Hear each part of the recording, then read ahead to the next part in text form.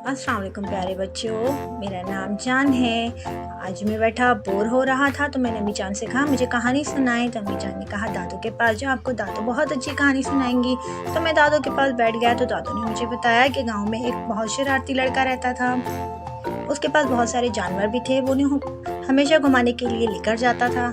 एक दिन उसे शरारत सूझी और उसने गाँव वालों के साथ शरारत करने की सोची और उसने तेज़ तेज़ आवाज़ लगानी शुरू कर दी, बचाओ बचाओ, शेर आ गया, शेर आ गया, शेर मेरी भेड़ बकरियों को खा जाएगा। गाँव वाले जब आए तो उन्होंने वहाँ पर देखा, वहाँ पर तो कोई भी नहीं था। तो बच्चा उन्हें देखकर ज़ोर ज़ोर से हंसने लगा। गाँव वालों को बहुत बुरा लगा और वो वापस चले गए।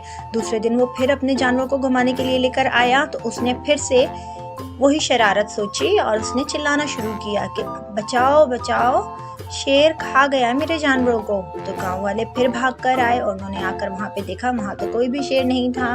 बच्चा दूसरी बार फिर उन्हें देखकर हंसने लगा। तो गांव वाले उसे कहने लगे कि तुम बार बार झूठ क्यों कह रहे हो। तो बच्चा मुसलसल हंसता रहा और नाचता रहा। तो गांव वाले उसे देखकर नाराज होकर चले गए वहाँ से। तीसरे दिन फिर बच्चे ने आवाज़ देनी शुरू की, बचाओ बचाओ, शेर आ गया, शेर मेरी भेड़ बकरियों को खा जाएगा। गांव वालों को आवाज़ें आती रहीं लेकिन वो उसकी मदद के लिए बिल्कुल नहीं गए। उन्हें लगा यह हमें फिर से बेवकूफ़ बना रहा है।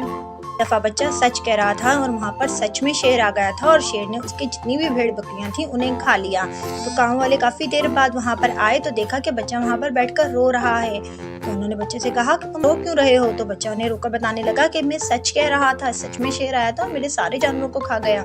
तो गाँव वाले उसे कहने लगे, बेटा आपको आपके झूठ की सज़ा मिली है, अगली बार आपने झूठ बिल्कुल भी नहीं बोलना। तो बच्चे ने उनसे सॉरी कहा और कहा कि आज के बाद मैं बिल्कुल भी झूठ नहीं बोलूँगा, आज के बाद मैं किसी के साथ भी ऐसा नहीं करूँगा, हमेशा सच कहूँगा।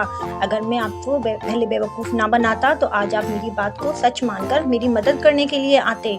ये बात पूरे गांव में फैल गई और सबने इस बच्चे की नादानी पर बहुत अफसोस किया। दादी जान ने मुझे कहानी सुनाई तो मैं अफसरदा हो गया। तो दादी जान मुझे कहने लगी, बेटा आप परेशान ना हो, आप क्यों परेशान हो रहे हो।